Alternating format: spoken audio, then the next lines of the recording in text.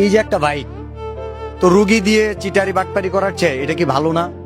ব্যবসা কি খারাপ জিনিস? যে পাচ্ছে আমার কাস্টমার কত খুশি দেখেন।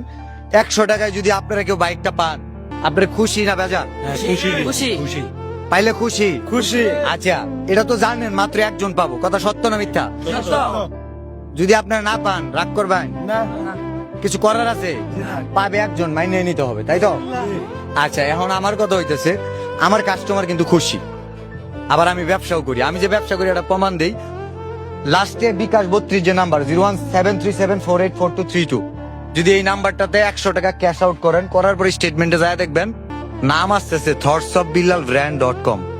তার মানে thoughtsofbilalbrand.com একটা ওয়েবসাইট, ব্যবসায়িক প্রতিষ্ঠান। কিন্তু আমার এই ব্যবসা নষ্ট করার জন্য জুয়েল ভাই আপনাদের মতো অনেক লোক আছে যারা আমার পিছে লেগে থাকে, রাব্বি ভাই আপনাদের মতো লোকেরা। তো তারা কি করছে, আমার ওয়েবসাইটটা নষ্ট করে দিছে, ফ্রডল্যান্ড অ্যাক্টিভিটি, মনিটাইজেশন তো নষ্ট করছেই।